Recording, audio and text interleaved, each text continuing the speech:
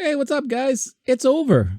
It's done. The Book of Boba Fett is done. The series or season, we're not sure yet if this is going to continue, but obviously no new episode this week. But by now, everyone has seen or hopefully has watched the last episode of the Book of Boba Fett and completed the entire series. So now is a good time than any to talk about it. Let's talk about the last episode and the series as a whole, and let's just figure it out. Was it any good? We'll talk about that. What does the future lie for Boba Fett, Fennec and company, and how is it going to play with the Mandalorian moving forward? Let's see. We'll find out. It is the morning after spoiler podcast, talking about the Book of Boba Fett a week after the last episode. Well, you get it. Let's just start the show, shall we?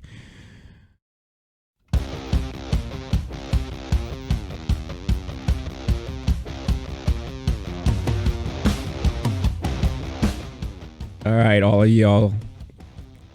What's up? Welcome back. It's the morning after spoiler podcast, talking about the Book of Boba Fett as we wrap up this series. And we talk about our thoughts, feelings, desires, passions, goals in life, or whatever. We'll talk about how the series was, how the last episode affected everything, and where does this goal gonna play out moving forward. So if you are brand new to the channel and you're watching this video for the first time and you're exposed to me for the first time, hello, I am Renee.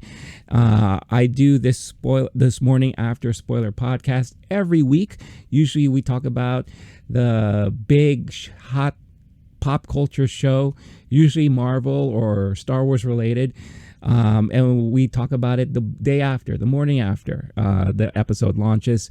I didn't get to do anything last week due to forces beyond my control, but like I said, now is a good time to talk about the series as a whole. So welcome. If you like what you see or you want to engage in some conversation, don't forget to leave your comments and thoughts in the comments section. Don't forget to hit that like and subscribe buttons. That way you will be kept up to date with everything that I upload on the channel, whether it's movie reviews, show recaps like this, and other tidbits about pop culture in the space and what have you. If you are an audio listener and you prefer to listen on audio format, you could also find this episode on your podcast platform of choice, whether it's Spotify or Apple Podcasts. Just follow the links in the description or just look for the Low Key Geek channel on your podcast platform of choice. And for everyone else returning who has been tuning in every week, welcome back. Thank you once again for all your support and love. So last week, as I hit my mic here, the last episode, In the Name of Honor, aired. It was an hour long. It was directed by Robert Rodriguez, the main guy helming this series, in conjunction, and I have to mention this, with Dave Filoni and Jon Favreau, who co-wrote a lot of the content within this series. So I have to put that out there. The same people responsible for The Mandalorian, right? And yes, it has got a lot of mixed feelings and reviews and thoughts about the whole series as a whole. However, if you've read the news, that this last episode of the Book of Boba Fett garnered more viewership numbers than the last episode of season 2 of The Mandalorian. Now, does that say anything about what people were thinking about the series? Not really. I think people were just wondering, okay, how is The Mandalorian going to end things up with Boba Fett? Is Grogu coming back and all that stuff like that? By the way, this is spoiler talk here, so I might as well just pop in the spoiler warning because we're just going to go dive right into everything as a whole. But I think everyone was just curious how this series was going to end and how really it's going to play into season 3 of The Mandalorian. And I really do think that's why people tuned in as much as they did, just out of curiosity and just to see, okay, what's next, right? Because season 3 of The Mandalorian, we're probably not going to get until the end of this year, because the next series in the Star Wars universe is going to be Obi-Wan. And I believe that's coming in May. like end of May or something like that. So first, let's talk about the last episode. So In the Name of Honor, like I said, it was an hour long, directed by Robert Rodriguez, and his footprint was all over this episode. You know, I think what I can truly say is that Robert Rodriguez is really good at directing action scenes, right? And you saw full on Robert Rodriguez throughout this episode whenever the action was playing out. It felt very Desperado, El Mariachi kind of. It had a lot of those vibes in it. You know, everything is very stylish. You have Boba and Mando, you know, fighting off the Pikes Syndicate and all that. And there's a lot of stylish moves and a lot of spins and all that. Everyone cannot stop talking about the spin move that the mod made when he was defending BK, good old Black Chrysanthemum. That had memes galore, right? And even I will admit, even I laughed out loud when I saw that move happen, because again, if you go back to Robert Rodriguez's filmography and you look at his earlier films like El Mariachi, Desperado, those are the same type of action moves that you see in his movies. And it was like a throwback for me, you know? So I was like laughing. I'm like, oh my God, it's exactly a Robert Rodriguez move right there, you know? There were a lot of good things. Like the action scenes were actually a lot of fun to watch.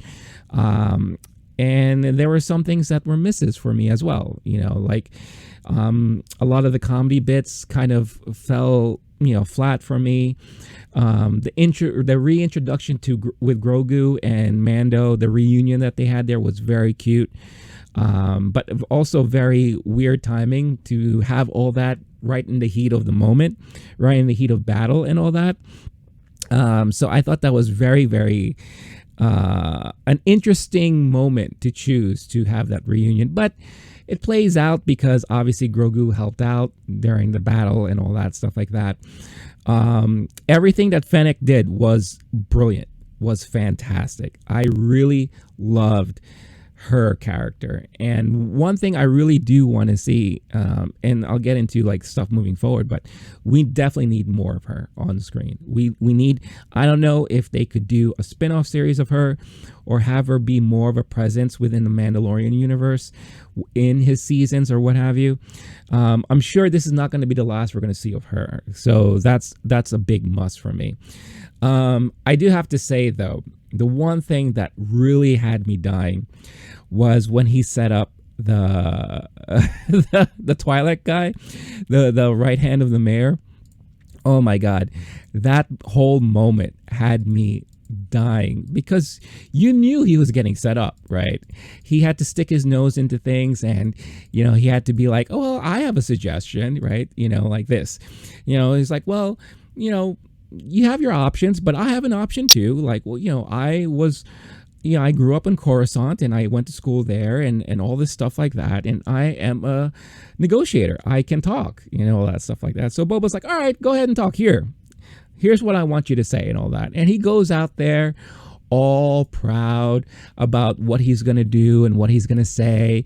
And I was like, don't worry, I got you. Like, there'll be no problem. And he goes out there and he says his wonderful introduction and he's praising the Pikes for, you know, all that they've done. And he can't wait to see their home world and la la la la.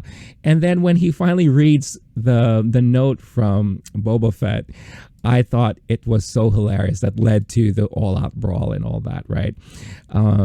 I think, let's see, I have it written down here, the exact speech that was said. And like I said, it had me dying. It was like the funniest thing that really had me laughing quite a bit in this episode.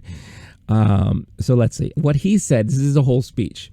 You will leave this planet and your spice trade. If you refuse these terms, the arid sands of Tatooine will once again flourish with the flowered fields fertilized with the bodies of your dead. Now, who knew Boba Fett was poetic and a great writer? Who knew he was that prolific, right? That was like the best speech, the best moment of the entire series. For me, like I was dying. And you, at this point, you thought, oh, this dude's a goner, right? This guy is going to die.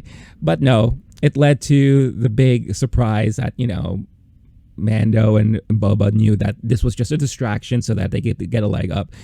But it led obviously to one of the greatest moments of the episode, and that was having them two fight it out together.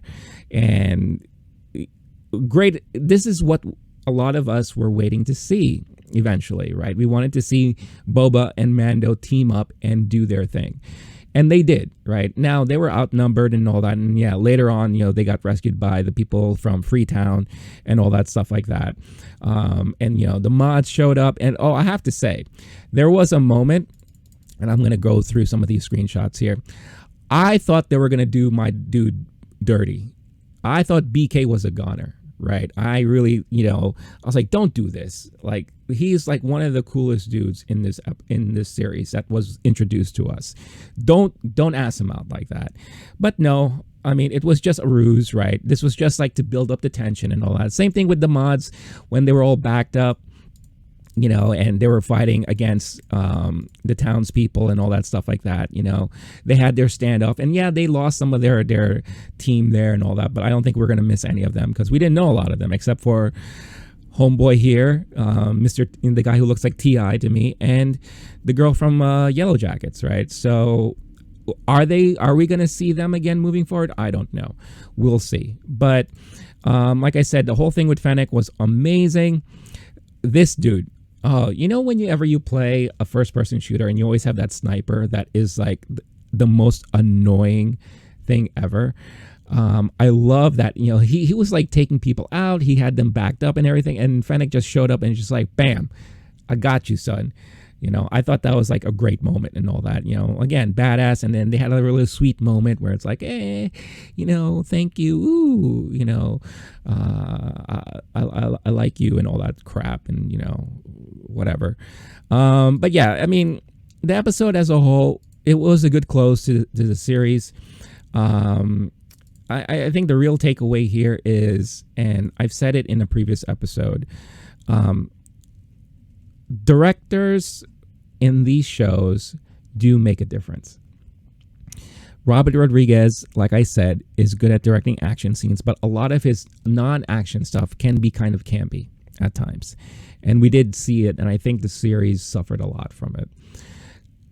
Some would say that the series also suffered from, just lack of Boba, current Boba, and all that. There was a lot of the flashbacks and all that. And then obviously people were not happy or pleased with, just how passive and how non-aggressive Boba Fett was. Fennec was the biggest aggressor throughout this whole series, right? But here it all came forward to an end. We see and we are told and we are shown that Boba acts on emotion. When he was confronted by Cad Bane at the beginning of this episode, close to the beginning of this episode, you can see like, Cad Bane is egging him on. He's like telling him, he revealed that, the Pikes were the ones that wiped up the Tuskens, so how do you feel? How's that going to make you feel and all that? And you could see like during their little showdown moment, Boba was like all about to go in full force, right? And it was Fennec that was just like, no. Do this on your own terms, because if you start things up now, this is not going to end well for you, right? You're outnumbered, you have no plan and all that, and you're just going to go guns a-blazing. And that's basically what we've seen Boba do throughout this whole series. Like when he sees the Tuskens get wiped out, he gets all emotional, and that's when he goes through his rampage, right? He goes, gets Slave One, he wipes out the speeder bike gang, who he thought was the ones who wiped out the Tusken camp. He takes out the Sarlacc pit because he wants to get his armor back, and then, when we see him, take out Bib Fortuna, again, that's like all pure emotion because he's had it.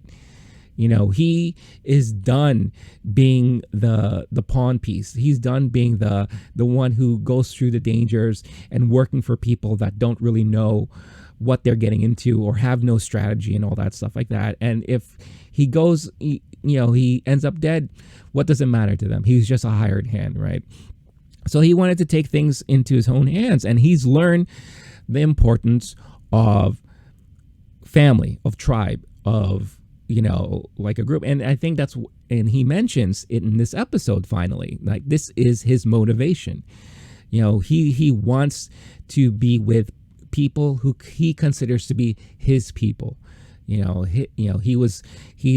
championing Tatooine and all that stuff like that, and he's really fighting for the people, and he wants what's right for the people, because in a way he's projecting that this is what he wanted for himself. Right now, is this the Boba Fett that we've all expected or that we all wanted to see? Maybe not, right? But it didn't bother me. It didn't bother me one bit, right? But yeah, it's very safe to say that the last 3 episodes were the best episodes of the season, because that's when we got Mando. We got Mando, and we got a lot of ties in from the Mandalorian. We got Mando, we got Grogu, we saw Ahsoka, we saw R2, we saw Luke, right? We saw the who was left of Mando's tribe, his clan, right? He had the Darksaber and all that stuff like that. So, but I will argue that also one episode was directed by Bryce Dallas Howard, which was fantastic. Another episode was directed by Dave Filoni, and these directors matter. And it shows you how much of a difference an episode can feel when you have these type of great directors attached to it, especially proven directors, right? Now, Robert Rodriguez has only directed 1 episode of Star Wars, and that was season 2 of Mandalorian. And for what it was great. But then I would argue too that it also was an episode that had a lot of tension moments, action, and all that stuff like that. When you have someone helm an entire series, that's when things can be a little different. And in my opinion, again, this is just my opinion, I don't think Robert Rodriguez is that director to helm an entire series. Now, you put it in the hands of Bryce Dallas Howard, that could be a whole different story, right? So we'll see what happens, but going back to this episode, like I said, not so many issues with a lot of what was going on. It was definitely action packed. I did love this other moment with BK Black Krrsantan as he comes back, as we see that he wasn't asked out. He made it through his fight, and now he's coming back to help out Boba. And the way he showed up, tossing pikes around and all that was really, really well done. But he had his platoon moment. We thought he was going to go down. He was just by himself, and they were gunning him, and he was taking shots left and right. But thanks to I believe it was Mando or Boba. No, it was Boba. Boba helped save him and all that stuff like that. And I love this moment too. When these Scorpion droids showed up, I did love the fact that if you read some backstory about this was an unused concept from the prequels. This was going to be one of the droid army's machines that they used for the battles with with the clones and all that stuff like that. I loved how they brought that back. And it was very obvious too, because they had the same shielding like the other droids did and all that. And I thought that was so smart. And it was really nice for them to reuse a concept that they previously had. What I didn't understand is these dudes have shields. Why do you constantly keep shooting the shields and not try to figure out how to, get around it? Right? They did everything. The saber couldn't get through it. Rockets couldn't get through it. Fire couldn't get through it. Okay, you're SOL, right? So figure something else out, right? You have these mods. Don't they have like EMP technology or something like that? Like, come on. Eventually, thanks to the Rancor, which was another cool thing, again, everything came full circle that was building up throughout this series. And when the Rancor finally showed up, oh, here's that spin move, by the way. Oh my God. I couldn't stop laughing when this happened. I really couldn't. It was freaking hilarious, but it didn't bother me so much, but it pissed off a lot of y'all out there. I tell you that. But yeah, when the Rancor finally showed up, again, we had this set up when the Rancor was first introduced, and Boba said to himself, he said, I want to ride this guy. And he finally did. And I thought it was really cool. He has this little peekaboo moment, like, hello, everybody, I'm hungry. And they ended up fighting droids. And here's Grogu trying to help out and all that. But yeah, this dude was fierce. Interesting thing about this episode, like I said, very Robert Rodriguez style. But then halfway through, when the Rancor showed up, the episode feeling changed. It became more of like a kaiju Godzilla type of show, because the Rancor was like wrecking shop and there was a lot of focus on the Rancor. And then when Rancor did his thing, then he was like all out of control, right? Because Boba didn't have any more control over him. And the townspeople were just like, oh my God, he's loose. We got to kill it. He's destroying the city. Blah. And Rancor's just going around being Rancor, eating guys, wiping kids out, smashing them. I mean, it was really, really fun to watch. I mean, I'm saying a lot of stuff, but it was still entertaining as a whole. I loved it. And then he had this showdown with Cad Bane, which was okay. Cad Bane kind of like blew off the Rancor really easily, which I thought was kind of interesting. But then when they finally had their fight, it was interesting how Boba just couldn't stand toe-to-toe with him in a gunfight.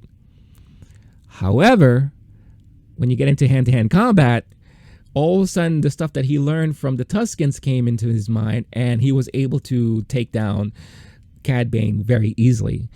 But that was my problem. A little too easy. We had only a few moments with Cad Bane, the one character that a lot of you, including myself, were dying to see show up in live action.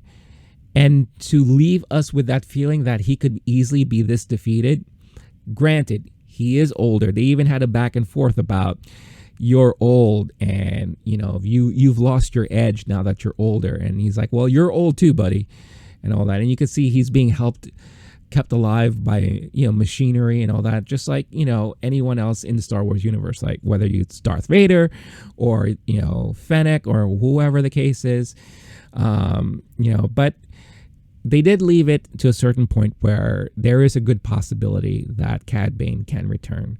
You heard this beeping noise. I think it's like the thing that's keeping him alive or helping with his, physical functions or whatever the case is. It was beeping, so I don't think he is 100% dead. I won't be surprised if we see him come back later on down the line, whether it be in another Mandalorian season or maybe we will get another Boba Fett season. I'm not sure. But we'll see, right? We'll see. Another problem I had with this, and here's the big kaiju moment, right? And it's like, he's going nuts. We gotta take him down. And Mando's like, you're scaring him, you idiots. Like, he's a young Rancor.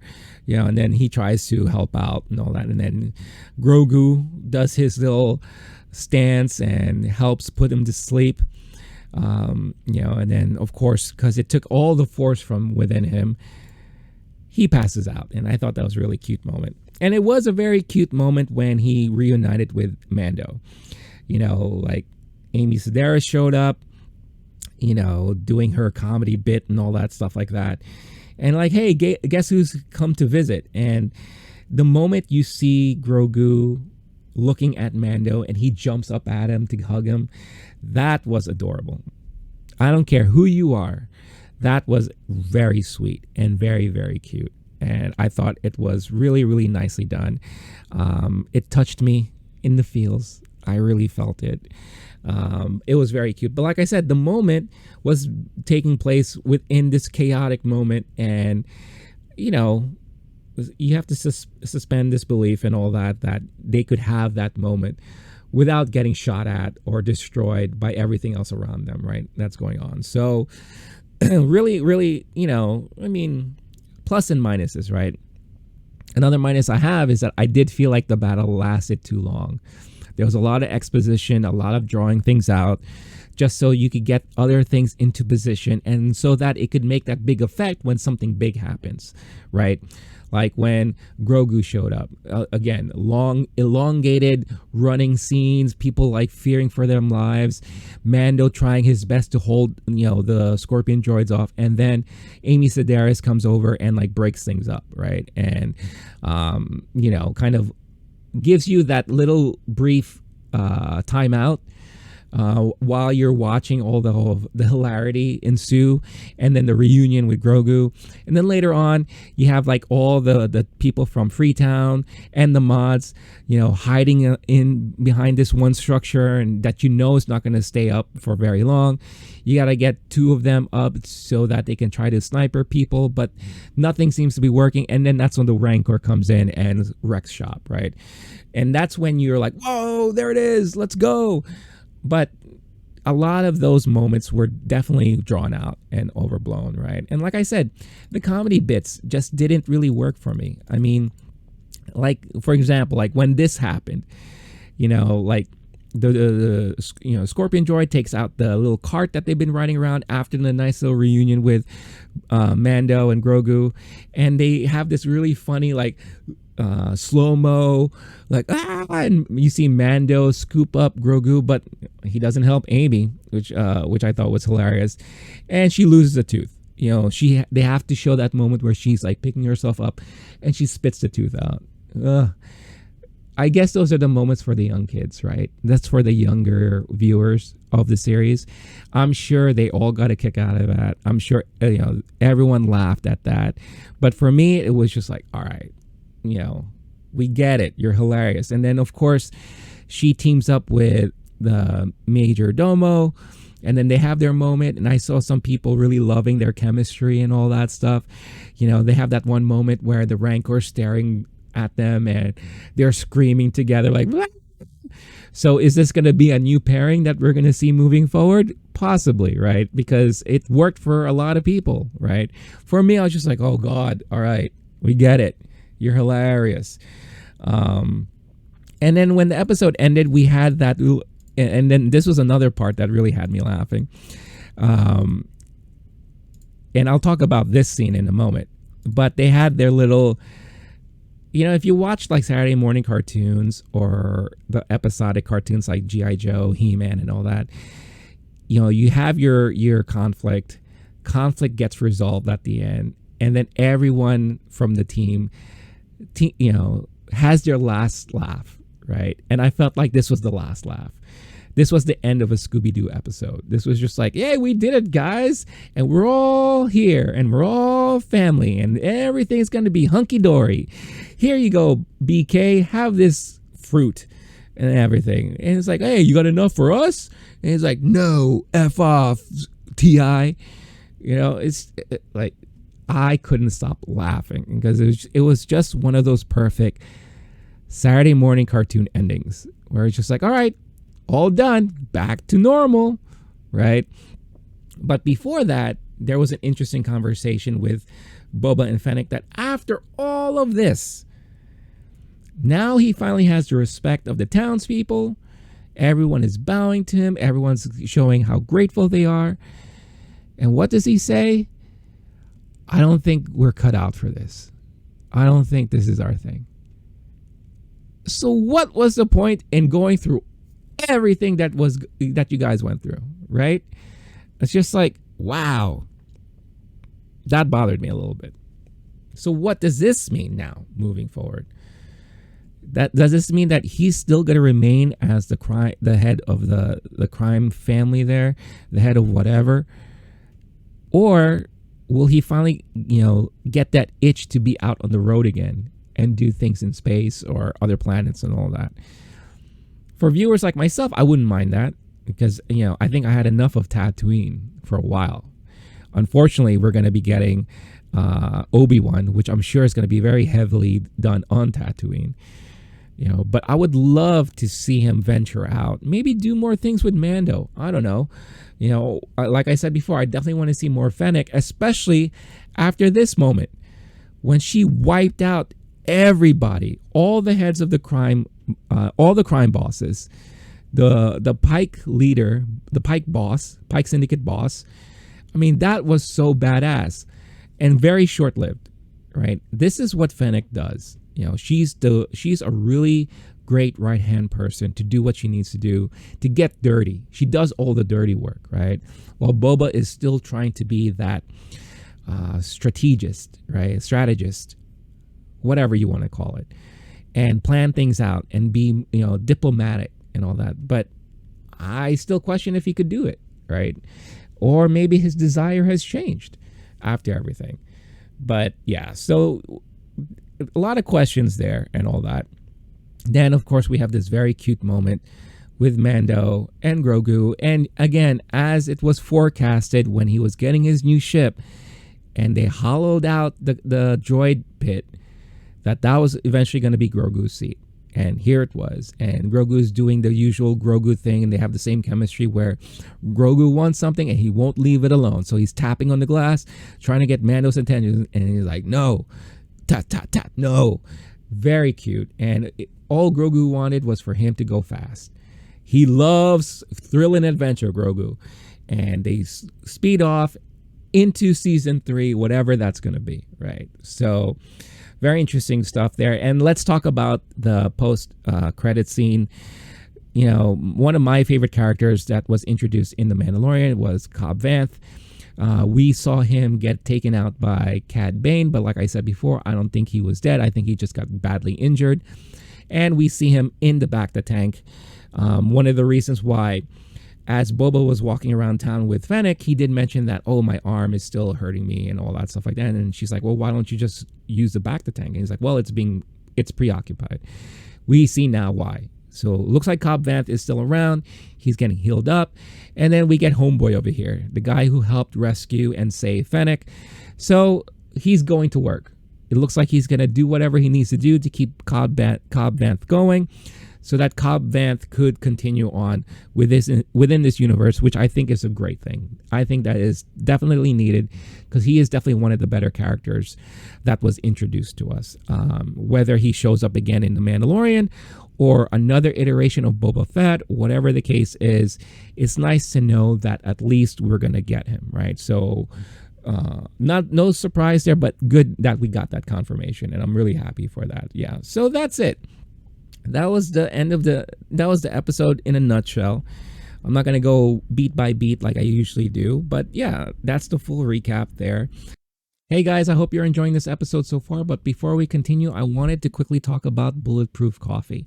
Bulletproof Coffee is my favorite coffee of choice to start off my mornings with. Why? Because it's clean coffee. What does that mean?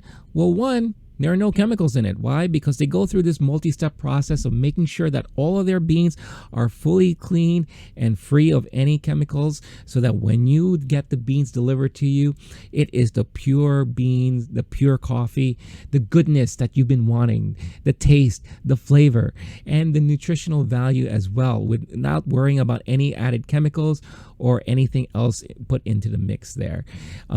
It also doesn't have that weird acidic taste that some coffees give you. I don't know how about you, but for me, some coffees kind of give me that weird sensation in my stomach, makes me a little burpy, and it kind of drags me down a little bit instead of really waking me up, which is something that I need from my coffee every day. Bulletproof also offers a lot of keto-friendly snacks and supplements, anything that you need to kind of add to your everyday nutritional needs, add to your diet, and pretty much transforms the way you feel every day. So for a limited time, if you use this code that you see on the screen right now, Low Key Geek, all caps, one word, you can get 15% off your order. So what is it better than that, right? Check out the link in the description of this episode. Use this code, get yourself your discount, and make your mornings a little bit more bulletproof with Bulletproof Coffee. Now, back to the episode. Now, what does this mean for the series as a whole? Like I said, we got a story that they wanted to tell. We got a version of Boba Fett that is the version that they wanted to tell us.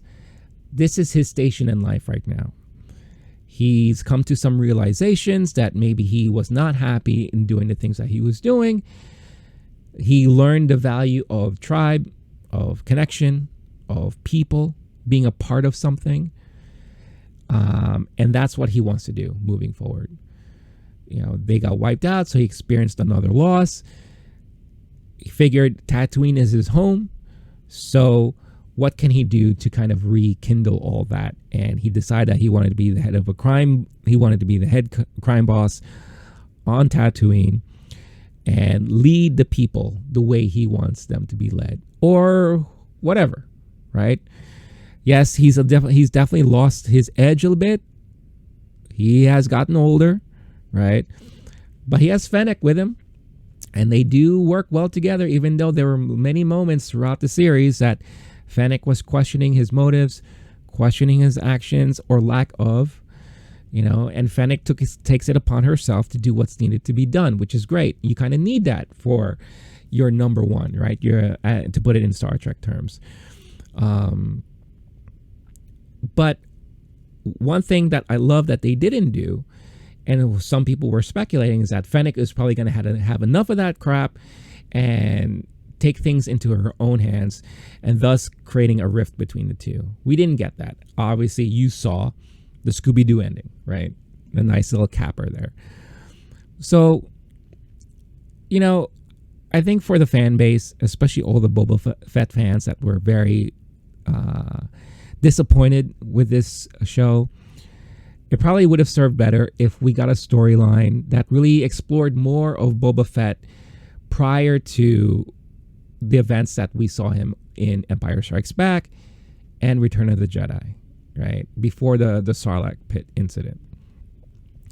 Why was he such a great bounty hunter? Why is he most feared? As Cad Bane would say, he worked for the Empire, and he is vicious, and he basically made him sound like he was, this really, badass person to be feared of. So what made him that way, right? What made him, how did he get to that point?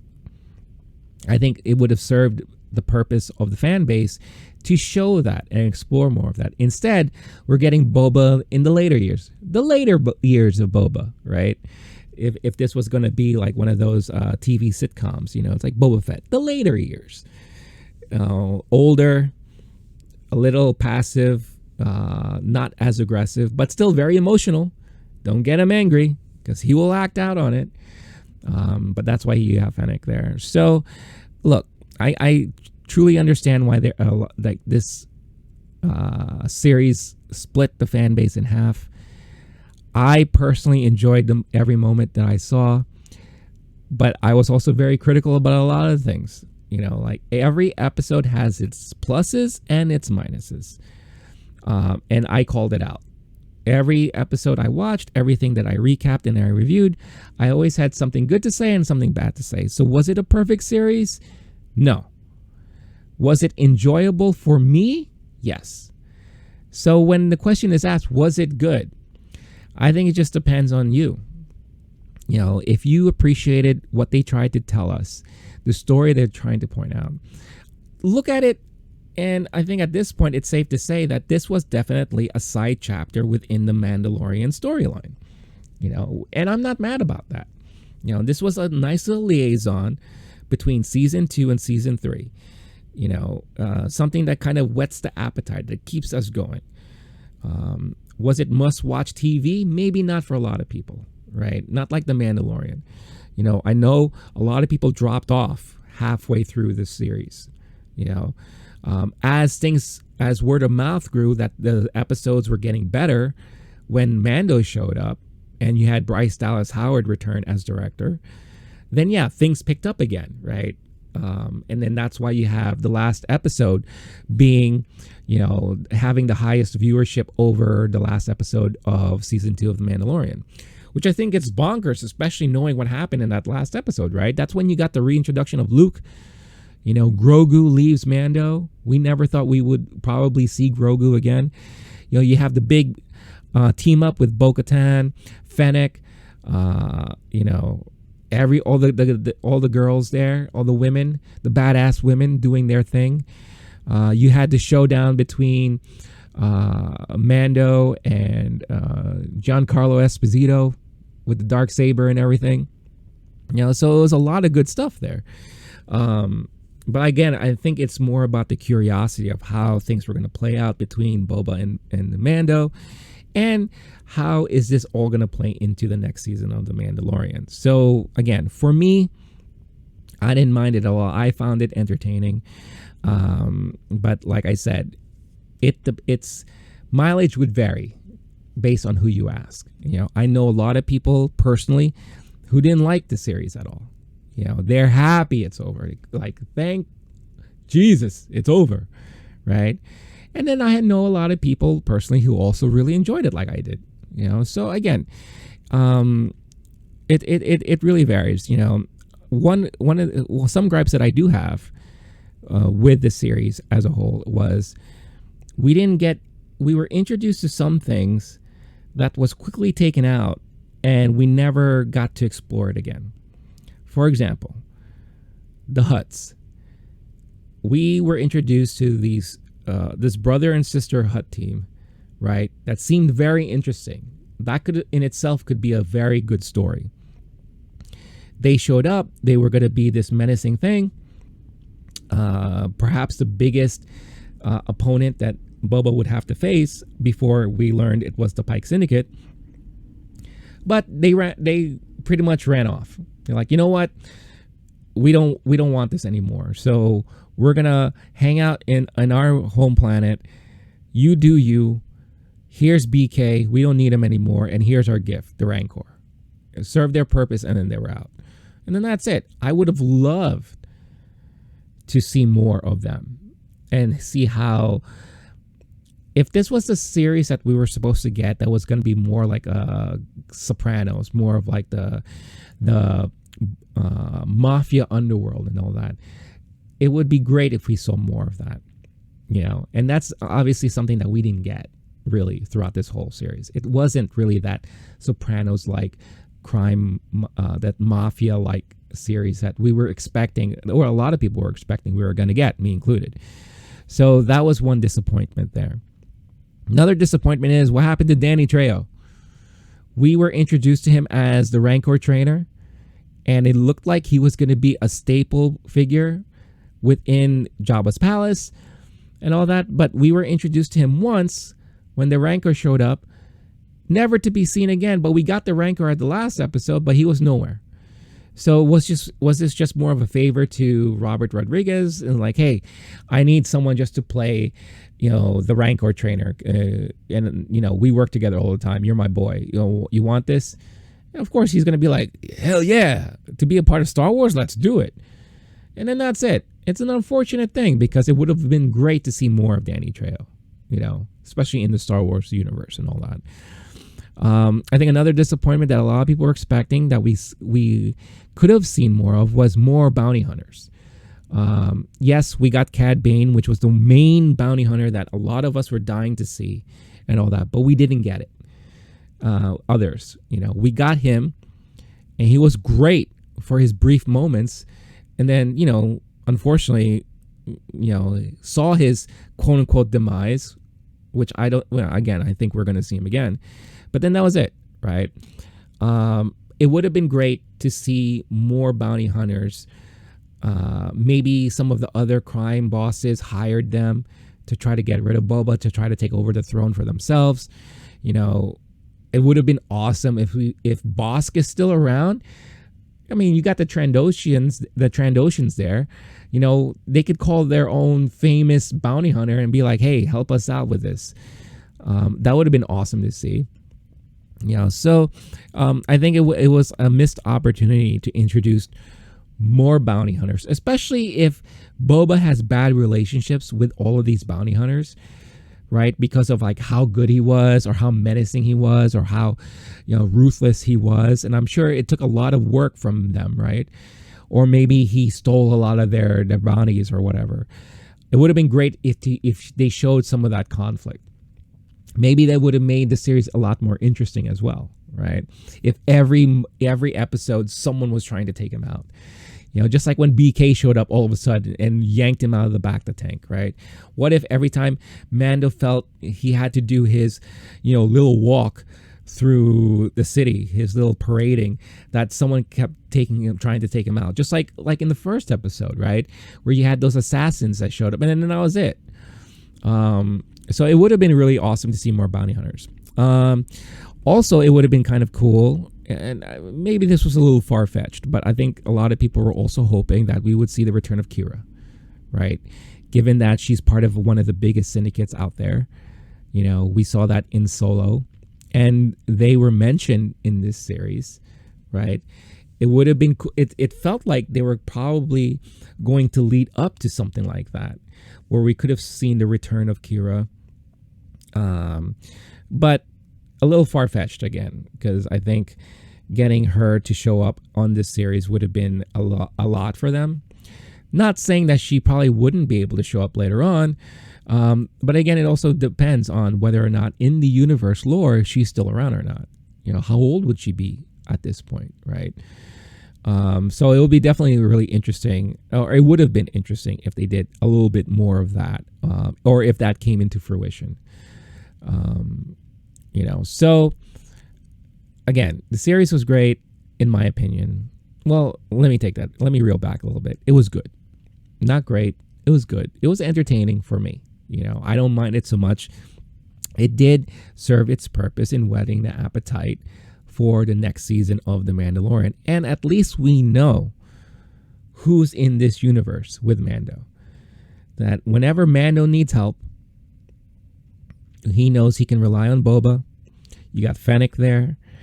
You got BK, who, again, I wish we could see more of BK. Great character. And to have this warrior Wookiee who was a bounty hunter himself, it's amazing. Again, I would love to see more of that. So that's somewhat of a disappointment, but it lends itself to future potential possibilities, right? So where does this mean moving forward? It depends, right? Like I said, Mando has resources now. He has people that he can go to. He is on the outs with his clan because, he revealed his face, which was against their creed. So now he has to redeem himself. So we know that we're going to be going back to Mandalore. We know Bo-Katan is coming back because of the whole Darksaber thing and her feeling that it's her right to rule Mandalore, right? So we know we're going to get that. The rumors are already out there, and it looks like we are going to get more Mandalorians in the Ahsoka series, right? With Sabine. So how is she going to play into the whole thing? I think that would be really interesting to see, So Boba Fett is a side character that could be used as a resource for the Mandalorian within his own show, The Mandalorian. Can a season 2 of the Book of Boba Fett be sustainable? At this point, I don't see how that's going to be.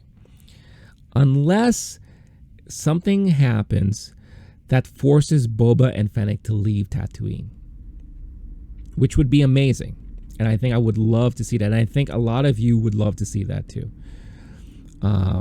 Because I think we had enough of the crime boss, Boba, because we didn't really get to see it. Yeah, we got an explanation as why he wanted it and what he was trying to do. But now all the crime bosses have been taken out. Could we explore maybe Boba doesn't know that happened, right? Fennec basically did it on her own.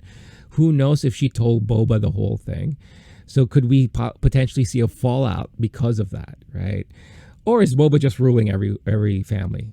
I don't know. They didn't really explain it. There was no closure there for that stuff. But see, to have a season 2, it has to be really, really an interesting premise and storyline to make it sustainable and to make it enjoyable and to make people want to try to come back to it. Because I'm sure this season left a bad taste in a lot of people's mouths. Again, depending on who you talk to. I wouldn't mind it, but again, it would be interesting. And if Robert Rodriguez is going to come back, to be helming the show. If you gave it to, let's say, a Bryce Dallas Howard, then maybe that could be a whole different situation. And that could be a lot better. Who knows? We'll see. Do I want a season 2? I wouldn't mind it. I don't think we need it. I wouldn't mind it. Because we know he's probably going to end up showing up in The Mandalorian anyway. But we'll see. Again, with everything that I said, I am very curious about what all of you think. So do let me know in the comments what you think. What are your overall feelings about the show? You know, how did you like how it ended? What did you think of the last episode? What do you think it means for the character of Boba Fett moving forward? Do you care to see more Boba Fett? Do you care for a season 2? I'm curious as to what all of you think moving forward. So before we end this episode, and the last time we'll ever get a chance to talk about Boba Fett for a while, something that I'm going to start doing every time a series, whether it's, you know, a season or a show ends, with a show like this, obviously there were a lot of, you know, people that we were introduced to, and some of them may have, you know, met their end, right? So throughout this whole series, we did lose quite a bit of characters. We lost, you know, some things.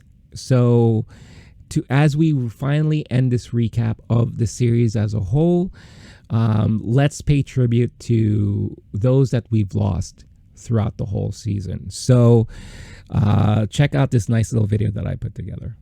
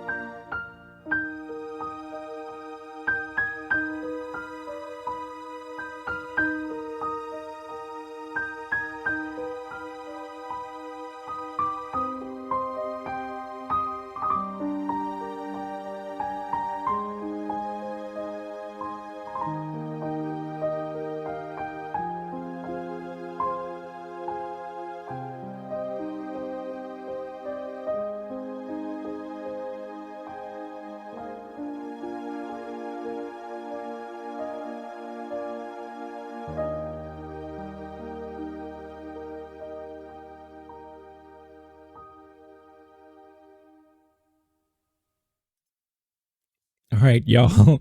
I hope you enjoyed that. I really had a lot of fun putting that together. But that is the episode, y'all. So thank you once again for tuning in, and for, watching Book of Boba Fett along with me and talking about it week after week. So this week, the last episode of Peacemaker will air. So expect a full season breakdown of the Peacemaker. Well, not breakdown, but more of like a review and discussion of like how the season was.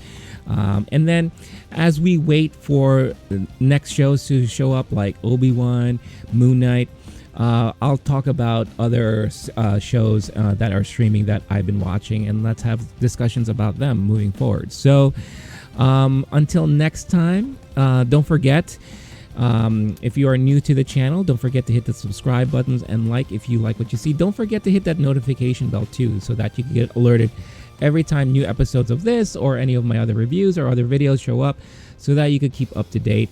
Again, you could also find all of this stuff on podcast format. Just look for the Low Key Geek channel on your podcast platform of choice, or check out the links in the description if you prefer to listen in audio form. So until next time, stay cool, stay classy, stay safe, and I'll see all y'all next week.